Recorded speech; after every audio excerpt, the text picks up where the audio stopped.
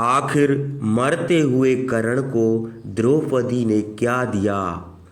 महाभारत में सूर्यपुत्र कर्ण बेहद सुलझा हुआ, धर्म को सर्वोपरि मानने वाला और दानवीर पात्र था। लेकिन उसका भाग्य ऐसा था कि उसे संपूर्ण जीवन सूत पुत्र होने के कलंक के साथ जीना पड़ा। इस कलंक के बावजूद कर्ण को वीर योद्धा होने के साथ साथ उसकी दानवीरता के लिए भी आज तक जाना जाता है। वह इतना बड़ा दानवीर था कि उसने मरते समय भगवान श्री कृष्ण को दान देने में परहेज नहीं किया था।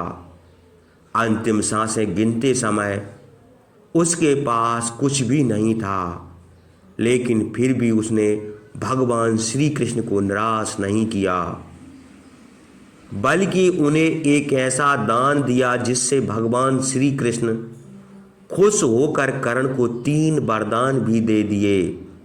लेकिन द्रौपदी ने कर्ण को क्या दिया, आइए जानते हैं इस वीडियो के माध्यम से। कथा के अनुसार जब कर्ण घायल होकर अपनी मृत्यु का इंतजार कर रहा था तो उस समय उसकी दानवीरता की परीक्षा लेने भगवान श्री कृष्ण उसके पास गए।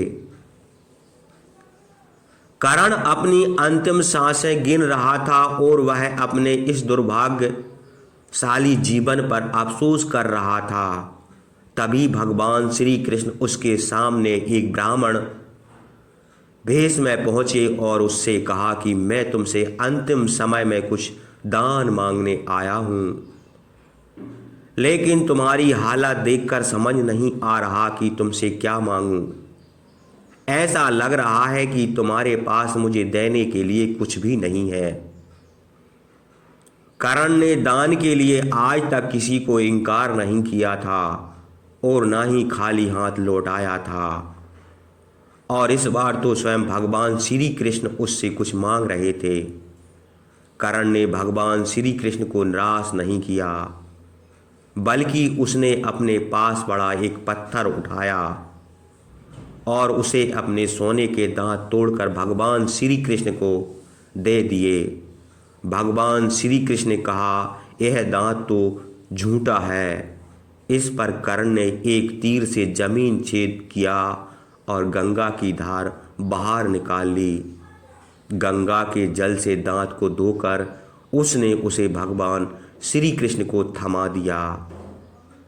भगवान श्री कृष्ण उसकी इस दानवीरता को देखकर अत्यंत प्रसन्न हुए और कहा कि तुम्हारी यह दानवीरता युगों युगों तक याद रखी जाएगी।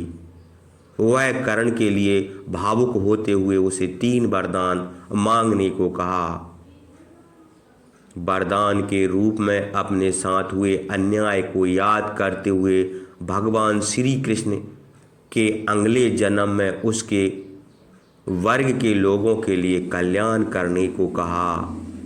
दूसरे वरदान में उसने मांगा कि उसका जन्म उस राज्य में हो जहां भगवान श्री कृष्ण का शासन हो, और तीसरे वरदान के रूप में अपना अंतिम संस्कार ऐसी जगह करने को कहा जो पाप मुक्त हो।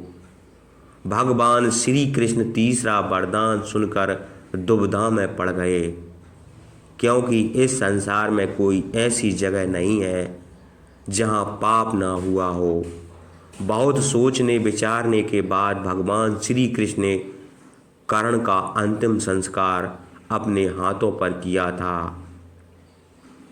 लेकिन इसी बीच जैसे ही द्रौपदी ने कर्ण की मृत्यु का समाचार सुना तो वह दुख से मूर्छित हो गई।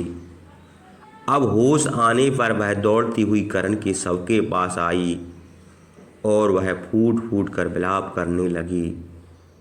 अब उसके बाद कर्ण से उसके साथ किए गए अपमान के लिए कर्ण से माफ़ी मांगी और उसे बहुत पश्चाताप हुआ कि क्यों उसने कर्ण जैसे महान योद्धा का स्वयंवर में अपमान किया था।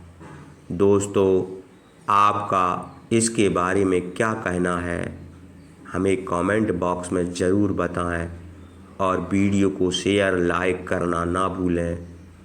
दोस्तों, ऐसे ही और भी वीडियो को देखने के लिए कृपया चैनल को सब्सक्राइब ज़रूर कर दें।